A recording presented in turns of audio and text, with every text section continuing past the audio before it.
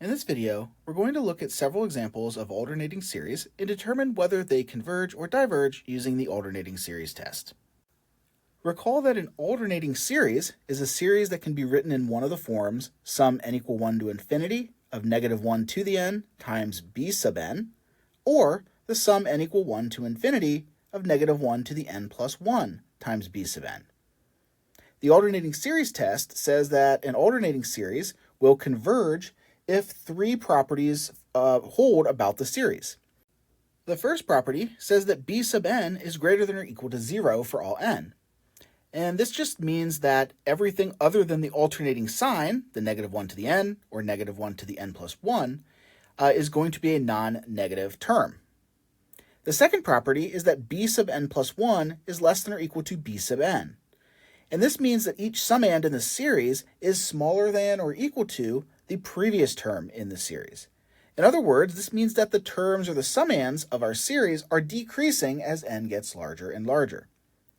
The third property is that the limit as n goes to infinity of that non-negative term b sub n is equal to 0.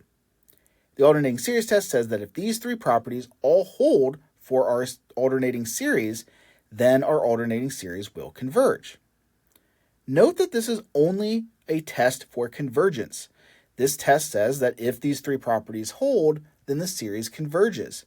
It does not say anything about what needs to happen in order to have the series diverge. If we have an alternating series and one or more of these properties fail, then we're going to have to use other tests in order to determine that whether they diverge or converge. In practice, the third property involving the limit of the terms b sub n equaling 0 is the one that most often fails. And if this is the property that fails, then we have a go-to test in order to draw our correct conclusion, and that would be the divergence test. In this case, if we have the limit as n approaches infinity of b sub n not equaling 0, then we're set up perfectly to use the divergence test that says if the limit of the terms of our series is not 0, then the series automatically diverges. And so here, since the limit of the non-negative part of our series will converge to something other than 0, we know that putting an alternating sign in front of those terms will also result in a sequence not converging to 0, and therefore the series will diverge. In our first example, we want to determine whether the series from n equal 1 to infinity of negative 1 to the n plus 1 over n squared converges or diverges. First, note that this is an alternating series because in the numerator of our series term, we have a negative 1 to the n plus 1, which will give us an alternating positive and negative sign throughout the terms of our series. In this case, we're going to first start by trying the alternating series test to see if it applies. We have to identify the non-negative part of our series, which we can do by just simply ignoring the negative 1 to the n plus first power, and that gives us b sub n as 1 over n squared. And this will be the term that the expression that we have to test against the alternating series test properties. The first thing is that 1 over n squared is always going to be greater than or equal to 0, and in particular it's going to be greater than 0, since n will be positive. And so we have that it satisfies the first property fairly trivially. The second property says that we have to have a decreasing sequence of terms.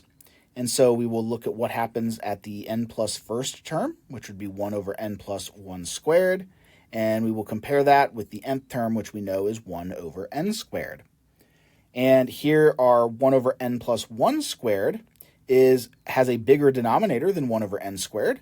And therefore we have the 1 over n plus 1 quantity squared to be less than 1 over n squared, and therefore the terms are decreasing, and the second property holds as well. Third thing that we need to check is the limit as n goes to infinity of our term, 1 over n squared, and in this case there's not much computation to do. Here n gets very large, which means n squared gets very large as well. And so we have 1 over a continually increasing number, and that gets closer and closer to 0. And so we have a limit of the non-negative part being 0. And so all three of our properties for the alternating series test are true. They all hold in this particular case for this series. And so by the alternating series test, we can conclude that this series converges. Again, it's going to converge by the alternating series test because we've checked that it satisfies all three of the necessary properties.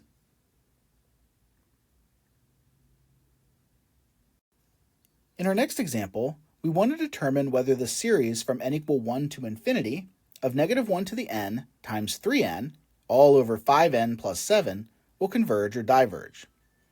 Again, we have an alternating series because we have a negative 1 to the n factor here, and that will alternate between positive and negative 1 throughout the series. In this case, then, we identify b sub n as the non-negative part, which will be 3n over 5n plus 7. This is everything except the alternating sign.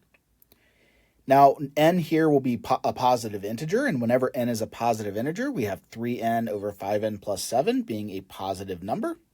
And so here we see that this series satisfies the first property for the alternating series test. The second property is the decreasing property, and so we want to compare what happens when we have the n plus first term, which would be 3 times n plus 1, over 5 times n plus 1 plus 7. So we've just replaced the n with n plus 1. And we'd want to compare this with 3n over 5n plus 7. And we'd like to know, is this always smaller than or equal to 3n over 5n plus 7? And certainly we could play around with this and check, but it's not immediately obvious whether this is going to be true or not. We probably suspect that it will be, but it's not automatically obvious like it was in the previous example where we had a larger denominator. Here, if we worked it out, the expression on the left is actually going to have a larger numerator and a larger denominator. And so we'll have to do a little bit of work. But as we're going to see in a moment, it actually doesn't matter whether this is true or not. The third thing that we're going to look at is the limit. So we want the limit as n goes to infinity of 3n over 5n plus 7. And in this case, to compute this limit, we can multiply and divide by 1 over n, because n is the largest power of n in the denominator. And so here we're going to get the limit as n goes to infinity of 3 over 5 plus 7 over n. 7 over n will have a limit that goes to 0. And so here we have a limit that is equal to 3 over 5, or 3/5. And certainly 3/5 is not equal to 0. And so in order to apply the alternating series test, we would need this limit to equal 0. And in this case, that is not what ends up happening. It's also worth noting for this limit, we could have certainly used L'Hopital's rule as well. From the very beginning, we know the limit as n goes to infinity of 3n is infinity, and 5n plus 7 would also have a limit of infinity. And so we would have an infinity over infinity indeterminate form. And we could use L'Hopital's rule and get the limit of 3/5 directly in one step. However, getting back to our series here, we now know that the limit as n approaches infinity of the term of our alternating series, when we throw the alternating sign back in, this limit will not exist. And that's because half the terms of our sequence, once we factor in the alternating sign, will converge to 3/5, and the other half of the terms will get closer and closer to negative 3/5, and therefore there's not a single value that the sequence approaches, and so we have a sequence that does not exist, a limit of a sequence that does not exist, and therefore this limit is not equal to 0. And whenever we have the limit of the sequence of terms of a series not equal to 0, then we can conclude that the series diverges by using the divergence test. This is exactly what the divergence test tells us, that if we have a series and the sequence of terms has a limit that is not 0, then the series will diverge. Notice here that it diverges by the divergence test and not the alternating series test. This is a very minor detail, but an important one, the alternating series test is only a test for convergence. So the phrase diverging by the alternating series test makes no sense in this context. In this example, we want to determine whether the series from n equal 1 to infinity of negative 1 to the 2n plus 1 times 2/3 to the n converges or diverges. You might proceed immediately by letting b sub n equaling 2/3 to the n, since that will be everything except the negative 1 to the power, and then proceed to apply the alternating series test. If you did that, then you would find that b sub n here satisfies all three of our properties. And therefore, you might conclude that this series converges. And while that is a correct conclusion, the justification is actually not valid because, as we will see, this is not an alternating series. This first term, negative 1 to the 2n plus 1, if we check this for various values of n, what we will notice is that this is always equal to negative 1. And that makes some sense because we're raising it always to an odd exponent, 2n plus 1. And so this constant in front is just a complicated way of writing the number negative 1. And so this sign here is not alternating.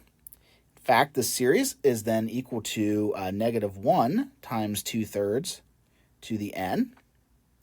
And we can rewrite this as n equal 1 to infinity of negative 2/3 times 2/3 to the n minus 1. And now this is the standard form for a geometric series. We have our initial value here of negative 2/3. We have our r value of 2/3 here. And certainly we know that the absolute value of 2/3 is going to be less than 1. It's equal to 2/3. And therefore, this series converges, but not by the alternating series test, but rather by the geometric series test, which says that whenever we have a geometric series with a ratio in absolute value less than 1, then we have a convergent geometric series. And so this is a geometric series, not an alternating series. If you'd like to try some examples like these on your own, you can pause the video and determine whether the following series converge or diverge. First, the series from n equal 1 to infinity of negative 1 to the n plus 1 times n all over n plus 5. Next, we have the sum n equal 1 to infinity of negative 1 to the n over the square root of n. And last, the sum from n equal 1 to infinity of negative 1 to the n times 2 to the n all over n. Resume the video, and in a few seconds, you'll see full solutions for all three of these series.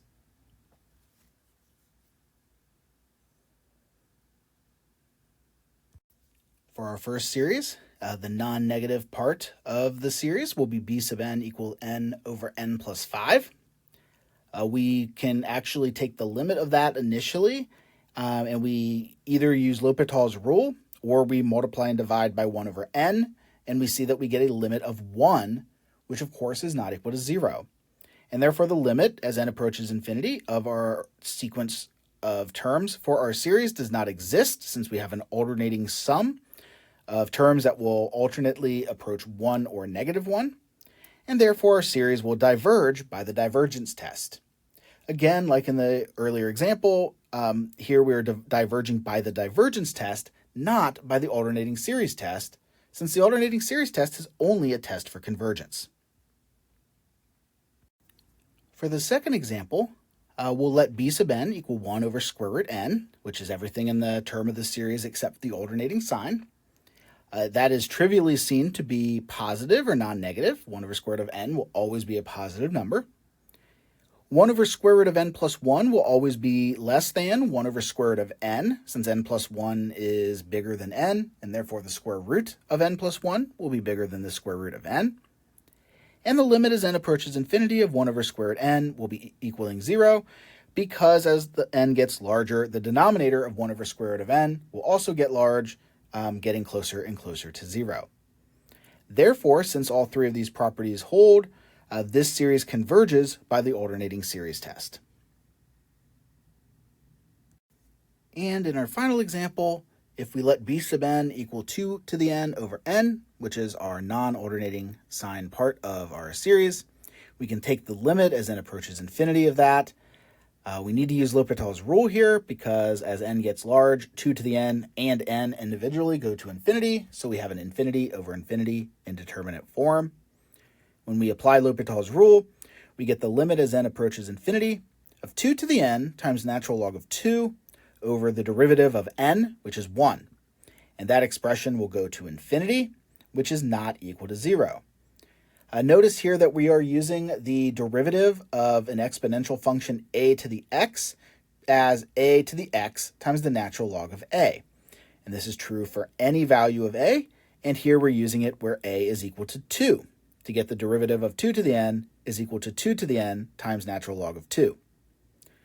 Once we know that the limit of our non-zero part of our series terms will have a limit of an infinite limit, then we know that the limit as n goes to infinity of the given term will not exist.